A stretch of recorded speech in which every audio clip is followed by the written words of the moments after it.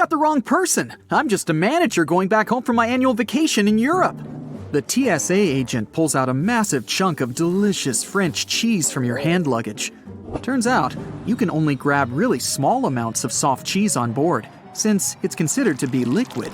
Fun fact, you can bring a cheese grater on board without any problems, but you can grate no more than 3.4 ounces. That's the maximum cheese amount. Wait, you can't grate it. Cheese should be safely sealed in a plastic bag. Good news, hard cheese is fine to travel with. Okay, they took your cheese, a large bottle of water, you're bad, some cream tubes, and other fancy souvenirs. Look at that fine Swiss knife you grabbed in Geneva. It now risks ending up in an auction. If you're lucky enough, the airport might provide a shipping service to get your precious souvenirs, and even cheese, if it doesn't go bad, to your home for a fee. Still, not all the airports do this. So, some of the banned items will go to an auction to raise money. The confiscated items are usually sold in bulks, so it's going to be pretty hard to find the ones that you had to leave behind. Some other objects with more specific purposes are donated to different organizations. Pepper spray, for instance, would go to a police training academy. As for cheese, prohibited exotic fruits, and other food and water, well, they usually just get disposed of. Some items, especially really bad and dangerous ones, may be simply melted or destroyed. Magic 8 balls pose no danger, but they have to be checked in luggage. The problem is the liquid inside them. Yeah, it might be less than 3.4 ounces, but let's face it, it's hard to count the exact amount. Ask your ball if you can take it on board.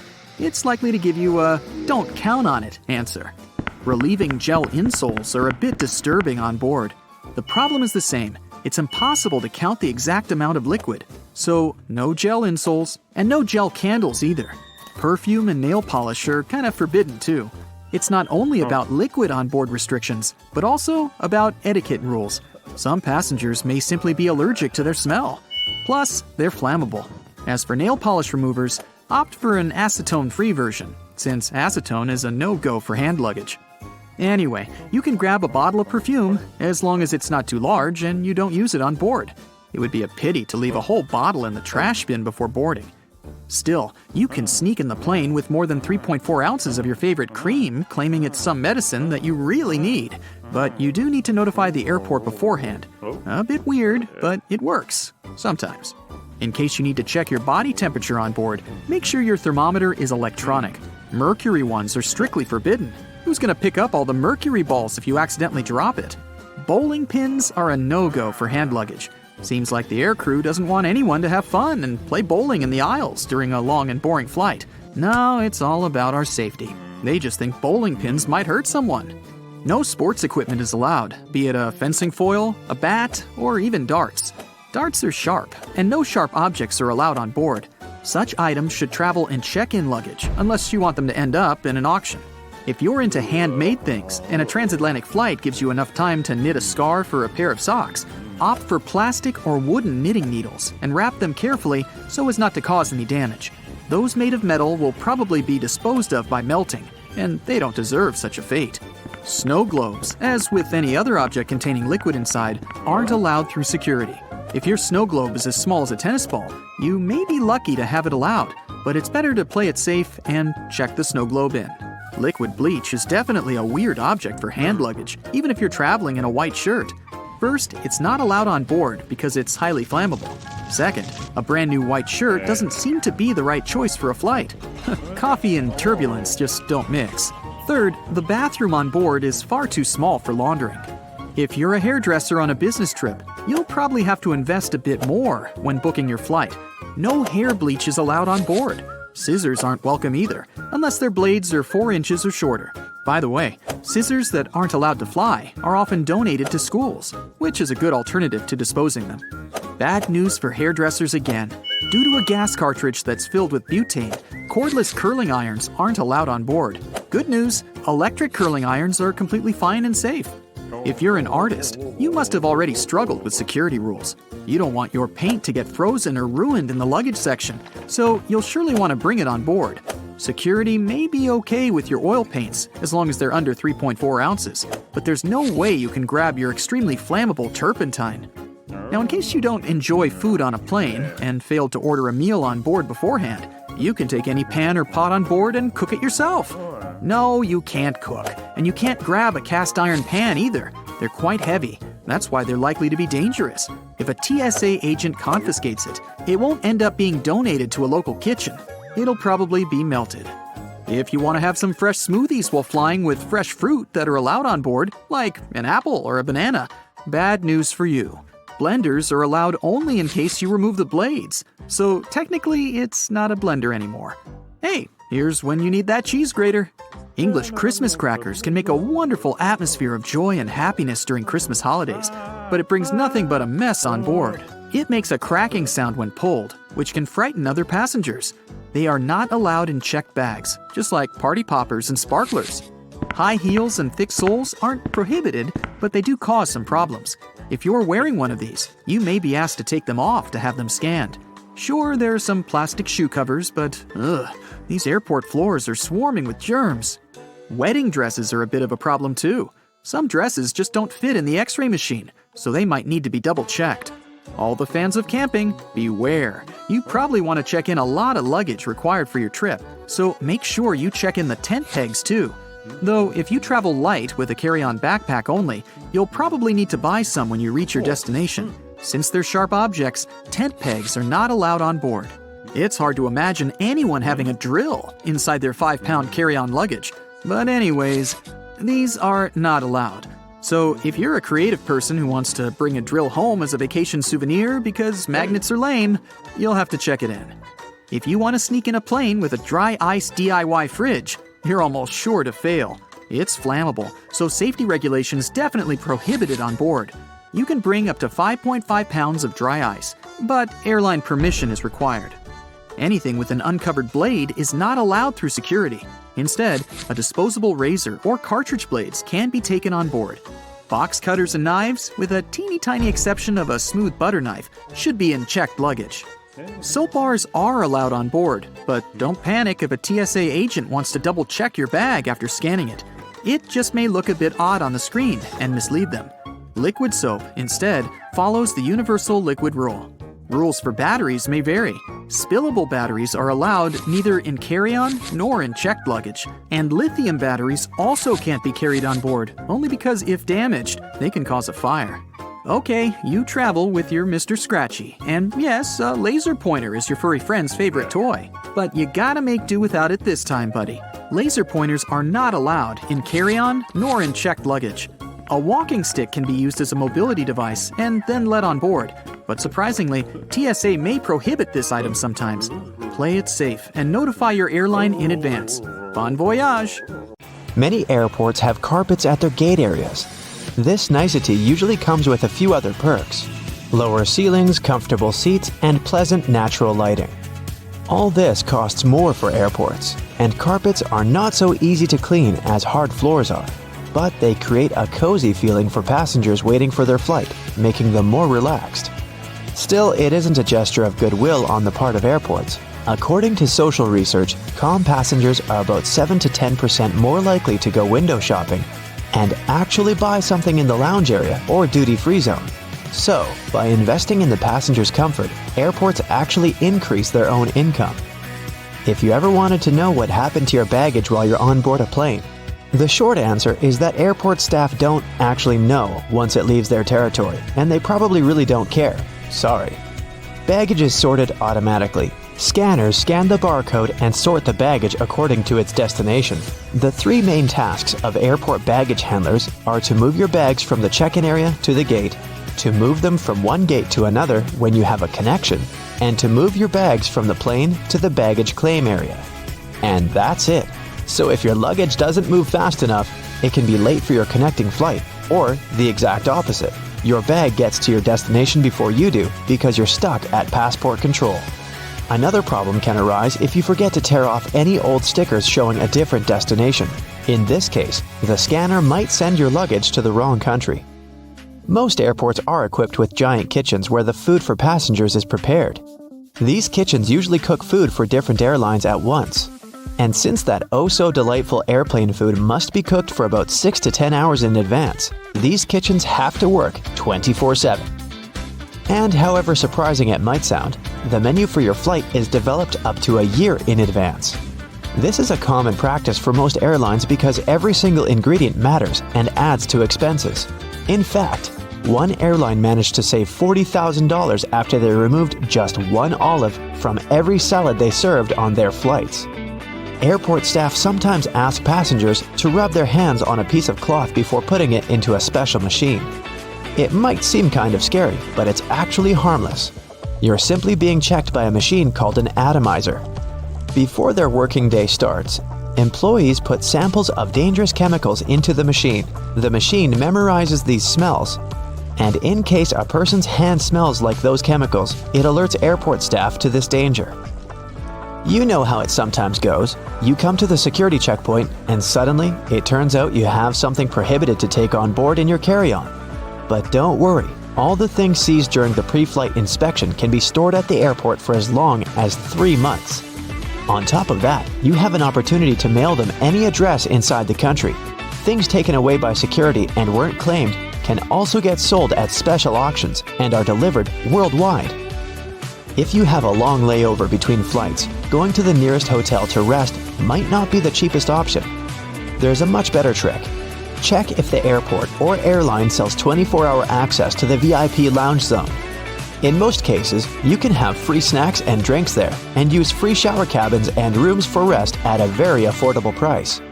In multi-terminal airports, search for underground passageways connecting terminals that most people might not know about. For example, at Frankfurt Airport in Germany, there's a walking tunnel between Terminal 1 and Terminal 2 that's mostly used by employees since passengers are simply unaware of its existence. There's an actual term for the first 60 minutes after you clear check-in. The golden hour. It's the time that passengers statistically spend more money in retail and duty-free areas of the airport. And having the most comfortable seats in those areas right in front of the shops is a clever trick to lure you in for shopping. Let's admit, sitting in front of a comfy chair while looking at a flashy sign or shopping window can be tempting, and that's exactly what the airports want you to feel. If your flight is overbooked and you can't fly at the designated time, don't hurry to accept the first voucher you're offered as an apology. Normally, airlines keep raising the stakes until they have enough volunteers to give up their flight seats. And if they don't, and you've been bumped in voluntarily, you can insist on a cash refund instead. Depending on your ticket price and the time of your delay, you might be entitled to as much as $1,300. Most airports have specific experts called profilers. These people practice what's called SPOT, or the Screening Passengers by Observation technique. They carefully analyze facial expressions, gestures, and behavior in order to detect suspicious people. Their job is to notice the nonverbal signs of anxiety, such as people licking their lips, itching, or looking around a lot.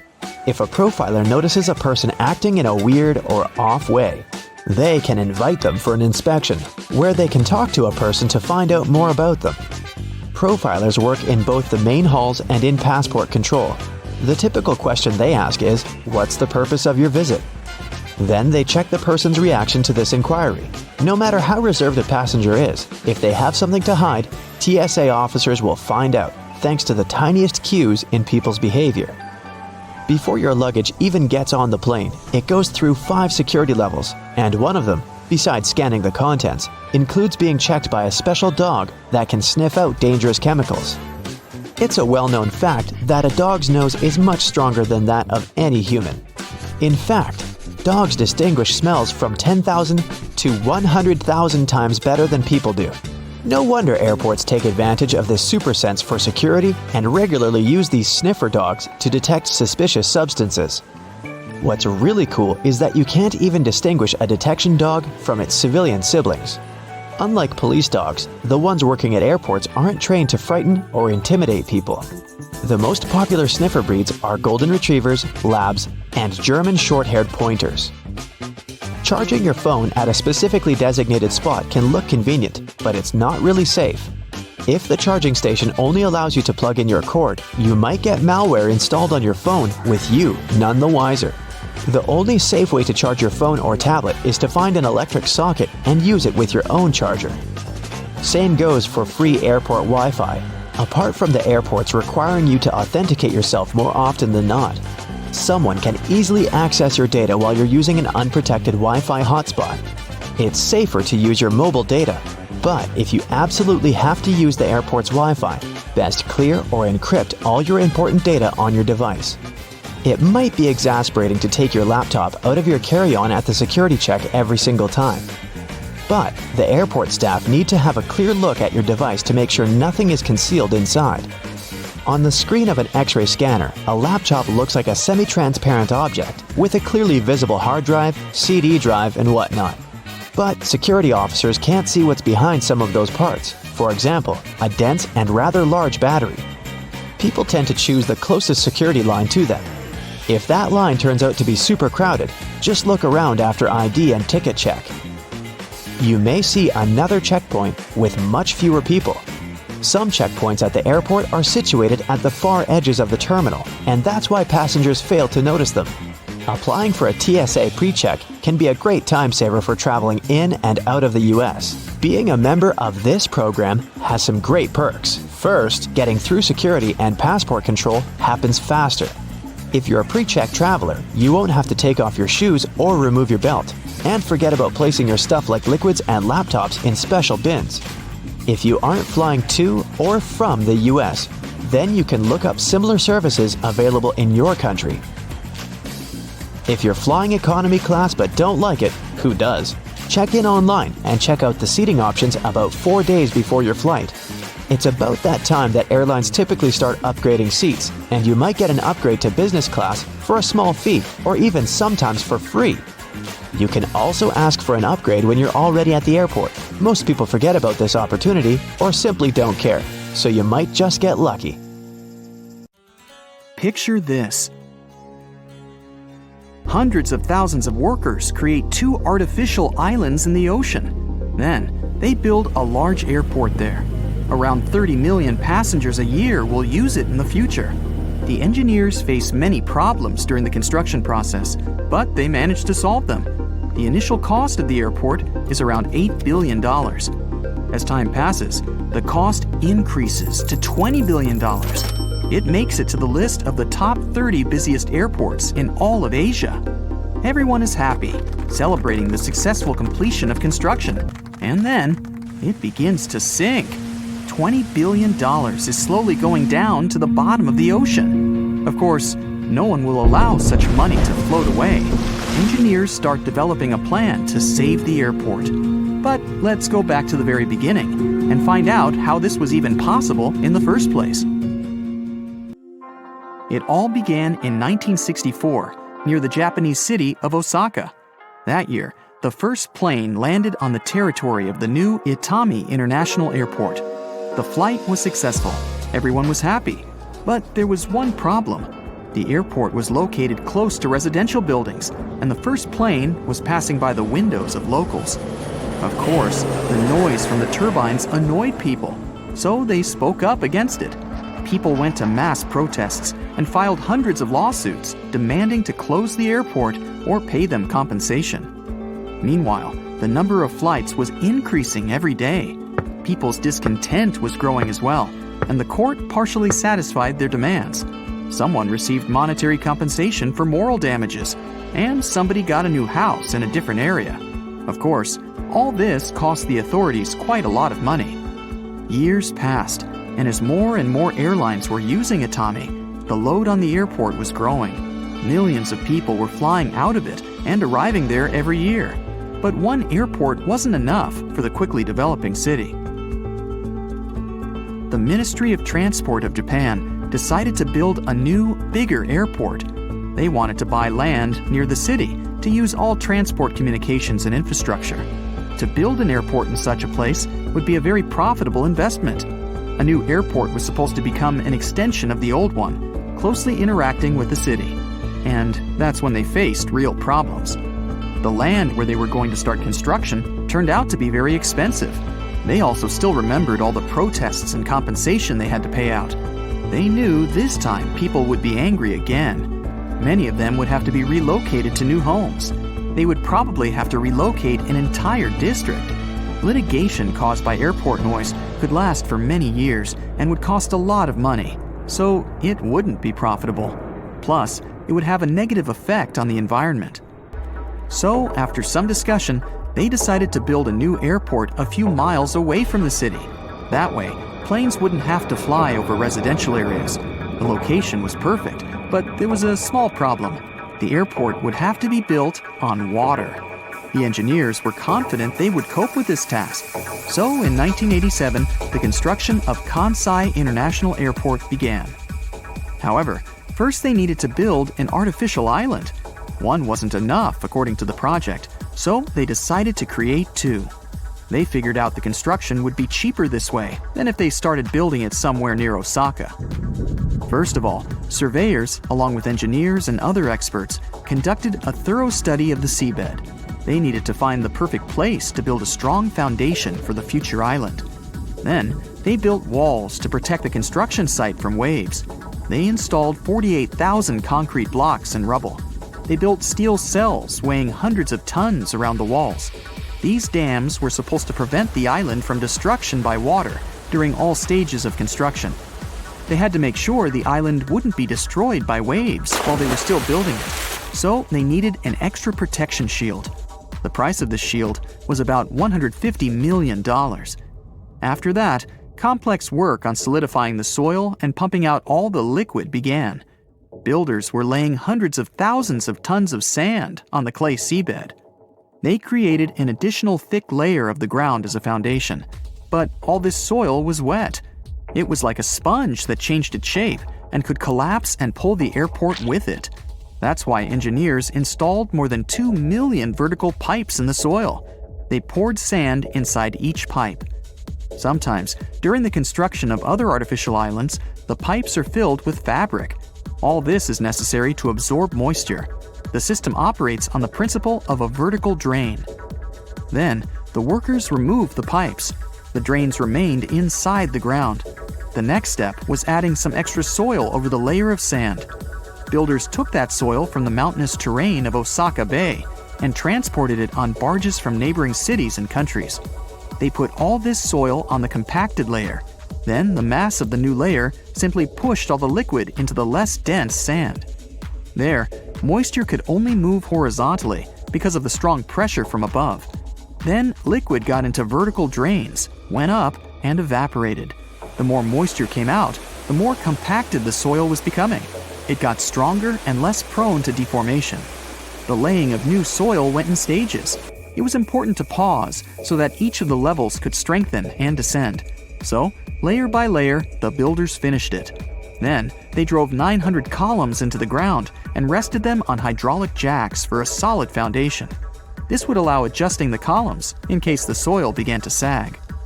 Finally, they created two artificial islands. Builders started setting up the airport. Large-scale construction ended in 1994. In the same year, they opened the airport.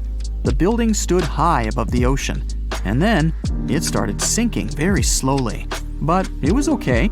According to laboratory soil analyses and engineers' calculations, it would take about 50 years for the soil to sink to a height of 13 feet above sea level. This height is the minimum level necessary for the safe operation of the airport. The dam could break, and the water would flood the airport if it went under 13 feet above sea level. That is, in 50 years, the airport would become an unsafe place. By then, the engineers would find a solution for this problem. But things got dangerous way earlier. In some parts, the sea level reached the threshold of 13 feet within 6 years after the airport's opening. The engineers got alarmed during the construction in 1990 when the first island dropped by 27 feet instead of the expected 19. The difference was enormous for such a huge building. It's like if you buy a 2-story house, but you get only 1 floor instead. No one could imagine that the calculations would differ this much from reality. To remedy the situation, they excavated the sinking parts of the airport and inserted iron plates directly under the hydraulic jacks. It was possible to adjust these jacks, so the engineers raised the airport columns to the required height. The problem was solved, but was it a permanent fix? Each of the 900 columns is equipped with a measuring device that shows any changes in the foundation. Engineers expect they will have to rebuild the configuration of the jacks every 2 years if necessary. Now, it's impossible to predict precisely how fast the airport will sink. The situation is complicated because buildings are sagging unevenly. Some scientists think the second island will reach the 13-foot mark by 2023. Perhaps it will happen faster, but it can also take longer. At the moment, one thing is for sure. Kansai has sunk by almost 40 feet since 1994. Engineers don't stop strengthening the building and the protecting dam. Because of constant repairs and modifications, the price of the airport is increasing. At the time of opening, it was worth $8 billion. By 2008, the price of Kansai had exceeded $20 billion. Despite this, the airport does its job perfectly. It connects Osaka with the rest of the world. More than 26 million passengers use its terminals almost every year. This makes it one of the busiest airports in Japan. Reducing the load wouldn't fix the sinking problem. The pressure is exerted by the filled-up soil, not by the equipment. Most airports are equipped with giant kitchens where the food for passengers is prepared for different airlines at once. Since those oh-so-delightful airplane meals must be cooked about 6 to 10 hours prior to the flight, the kitchens have to work 24/7. Besides, the menu for your flight is developed up to a year in advance. This is a common practice for most airlines because every single ingredient matters and adds to expenses. In fact, American Airlines managed to save $40,000 per year in 1987 after they removed just one olive from every salad they served on their flights. If you have a long layover between flights, going to the nearest hotel to rest might not be the cheapest option. There's a much better trick. Check if the airport or airline sells 24-hour access to the VIP lounge zone. In most cases, you can have free snacks and drinks there, and use free shower cabins and rooms for rest at a very affordable price. There's an actual term for the first 60 minutes after you check in, the golden hour. It's the time that passengers statistically spend more money in retail and duty-free areas of the airport. And having the most comfortable seats in those areas right in front of the shops is a clever trick to lure you in for shopping. Sitting in a comfy chair while looking at a flashy sign or shopping window can be tempting. If you ever wanted to know what happens to your baggage while you're on board a plane, the short answer is that airport staff don't know once it leaves their territory. And they probably don't really care. Sorry. Baggage is sorted automatically. Scanners scan the barcode and sort the baggage according to its destination. The three main tasks of airport baggage handlers are to move your bags from the check-in area to the gate, to move them from one gate to another when you have a connection, and to move your bags from the plane to the baggage claim area. And that's it. So, if your baggage doesn't move fast enough, it can be late for your connecting flight, or the exact opposite. Your bag gets to your destination before you do because you're stuck at passport control. Another problem can arise if you forget to tear off any old stickers showing a different destination. In this case, the scanner might send your baggage to the wrong country. You arrive at the airport, already anticipating a couple weeks away from work and all your daily troubles. Park your car in the lot and then find out that it's going to cost you a small fortune to leave your car there. Why so much? In fact, airport parking lots are a business just like any other. The land on which they're built, the construction of the lot itself, the maintenance of the whole thing once it's already in operation, all that costs a handsome amount of money. And somebody's got to pay for it, of course. In addition, parking right next to an airport is simply convenient, which adds to the final cost. If you're not ready to dip into your pocket for a piece of extra comfort, better take a cab. Contrails, those white trails airplanes often leave behind them at high altitudes, are easily mistaken for engine exhaust. But most are nothing more than water vapor. During a flight, moisture in the air collects in the engines before being vented with the exhaust. The hot, wet air leaving the engines mixes with the cool, dry air found at high altitudes, resulting in long, thin lines of vapor. Humidity determines when contrails form and how long they remain visible. If it's already humid up there, then there's more water and the contrail is more prominent. And if it's cold, the droplets might turn into ice, staying behind for a much longer time. If someone were able to open the door mid-flight, they would be immediately pulled out of the plane by a sudden change in air pressure. It could also do serious harm to the aircraft. Fortunately, that's almost impossible. The doors on an airliner open inward while the cabin pressure pushes them out from the inside. The difference between internal and external pressure makes it impossible for the door to open.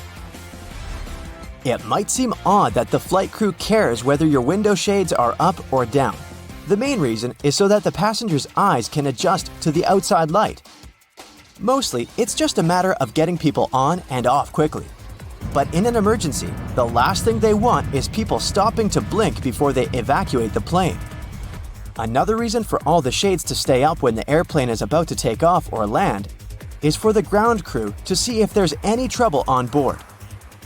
For example, if there's a fire in the cabin, the ground crew will immediately notice it and act accordingly. If the shades are down, they might lose precious time they would need to rescue the passengers and the airplane crew. Ever notice the numbers on the end of the runway?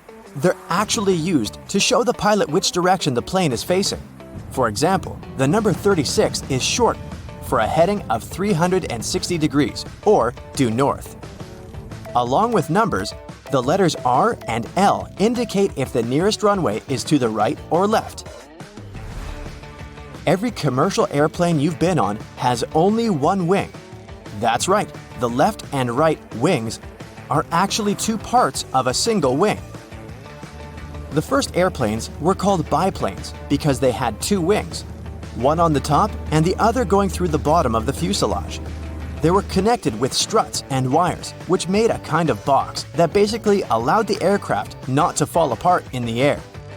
It was necessary at lower speeds that early planes could only muster. But as the engines increased in power, the second wing became redundant. The single wing still serves as a support for the whole structure though. Looking out the window on the plane's wing, you can see a small yellow double hook on it. It seems strange since it might mess with aerodynamics, but it's there for your safety. In case of an emergency landing, these hooks are used to secure ropes that help passengers exit the plane via the wings. If they're slippery, the rope will help you keep your footing and not fall over while going down. There are several extremely fast streams of air high up in the atmosphere of our planet. Their paths are meandering, but they have a more or less constant flow, allowing passenger aircraft to use them. When an airplane comes close to a jet stream, it may adjust to the direction of its current and fly a lot faster, propelled by the flow. Many airlines use this to their advantage to cut the fuel costs and make air traveling even faster. Clouds, especially thunderheads, can indicate that an area of turbulence is ahead. But sometimes, clear air turbulence occurs when a plane can drop a few feet and start shaking without any warning. It happens when two bodies of air clash at very high speeds.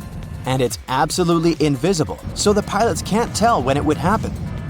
The chances of getting into an area of clear air turbulence are higher at low altitudes, over mountain ranges, and near the jet streams. Normally, after it's hit by lightning, an airplane is sent for inspection right after landing, but it can still safely complete its current flight. The fuselage conducts electricity well enough, and like with a lightning rod, the zap will most probably strike one of the tips of the airplane, either one of the wings or the nose. Then it seeks the ground, but doesn't find it, exiting from the tail in the end. It's easier for electricity to roll through the surface of the plane than go inside, so people on board are safe from its effects. Still, lightning is powerful, and there can be some damage done to the airplane on the outside. Airports are some of the most visited and, at the same time, mysterious places out there. So, let's see what's going on behind the scenes and what secrets airports hide. At some airports, there are special people called profilers. Such people bring to life a special program called SPOT, Screening Passengers by Observation Technique. They analyze your mimics, gestures, and behavior in order to detect suspicious people. Their job is to notice nonverbal signs of anxiety, people licking their lips, itching, or looking around a lot. If a profiler notices a person acting in an unusual way, they can invite them for an inspection.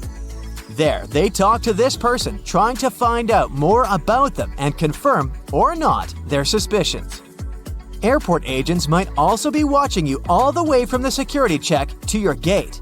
Some airports have facial recognition scanners that can easily track you. They're equipped with special software that compares passengers' faces with their IDs. Keep in mind that if you don't charge your laptop before the flight, it may be confiscated. It's not uncommon for an airport security officer to ask you to power your device up. If you fail to do it, your gadget can be taken away for an additional check. For safety reasons, it's crucial to make sure that it hasn't been tampered with or modified in a way that can cause harm during the flight. Packing an electric brush in your check-in luggage may land you in trouble. Brushes produced by some brands have lithium batteries inside, and those can potentially lead to serious problems in the air. That's why leaving your electric brush in your checked suitcase isn't an option. But you're allowed to store them in your carry-on bag. At the same time, if your device runs on AA batteries, you can put it wherever you want. Anyone who's ever traveled by plane knows about the no liquids rule, but not everybody knows that this rule also applies to peanut butter, toothpaste, creams, lotions, liquid makeup, lava lamps, snow globes, some kinds of medications, deodorant, and even gel shoe inserts. Now, let's go outside for a while and look at those landing spots. Airports charge airline companies huge fees for landing on their runways on certain days and at particular times. But the most interesting thing is that the landing spots can be bought and sold.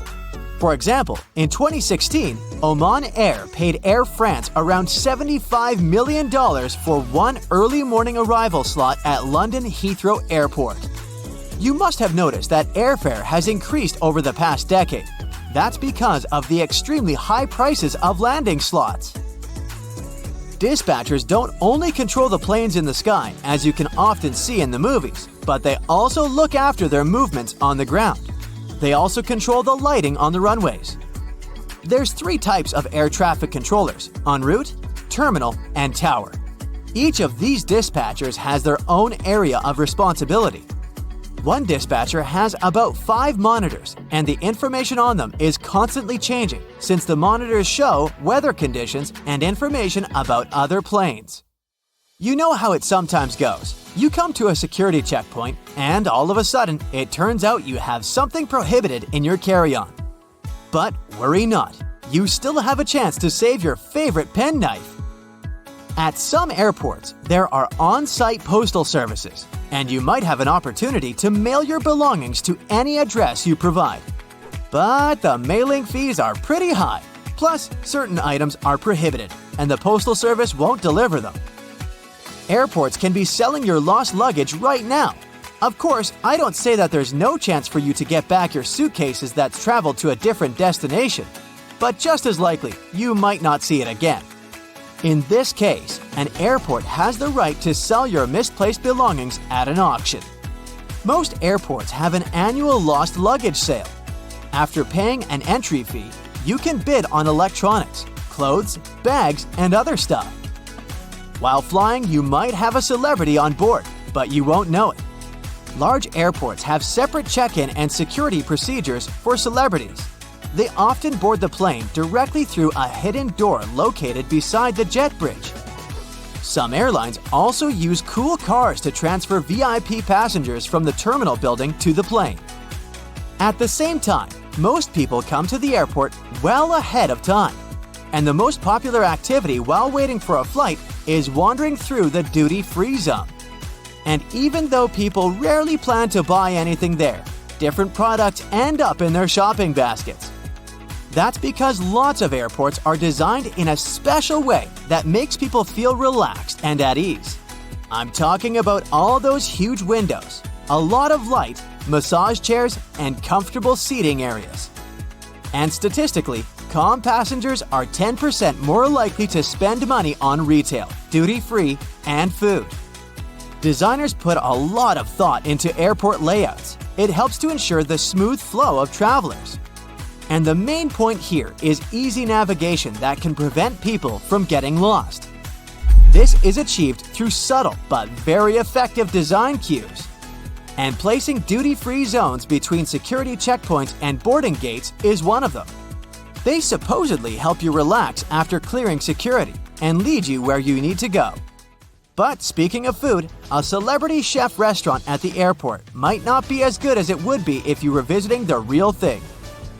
Not chefs themselves, but special restaurant companies are responsible for airport outlets. One of the reasons is the extremely strict security that surrounds airport deliveries, including food. You may still have a nice meal, but it won't be the same. Now, I'll tell you about one more way airports manipulate you into spending your money. They make you walk through the shiny duty-free stores straight after the security check. But the most curious thing is that the walkway through such stores usually veers to the left. That's done because most people are right-handed, which means they use their right arm to pull their luggage and are more likely to look to the right while passing through the stores. And the duty-free zone veering to the left leaves more space on the right, where passengers are more likely to look. Oh, and have you ever noticed how many mirrors there are at airports? Mirrors are strategically placed there to make airports appear larger and create an illusion of more space. This in turn helps to reduce the feeling of claustrophobia and makes the airport experience more comfortable for travelers. If you have an opportunity, don't exchange cash at the airport. You'll never get a good rate there. Those who didn't buy local currency in advance can instead order it online and collect it at the airport. Some services only need a few hours' notice for such an order, or it might even be better to use an ATM to withdraw some cash at your final destination. Now, have you ever paid attention to airport codes? The most often used are 3-letter codes. Why this number? Back in the 1930s in the USA, pilots used the National Weather Service's 2-letter city codes to refer to airports. But soon, the number of airports in the country outgrew the number of such codes. That's why Airlines expanded this system by adding the 3rd letter. It was usually X. That's how LA, Los Angeles, turned into LAX. But even though there shouldn't be 2 airports with the same code, some of these codes sound so similar you could easily mistake one for the other. For example, look at this airport with the code CGP in Bangladesh. And here we have CPG. It's the code of an airport in Argentina. It's dangerously easy to fly to the wrong place, so pay attention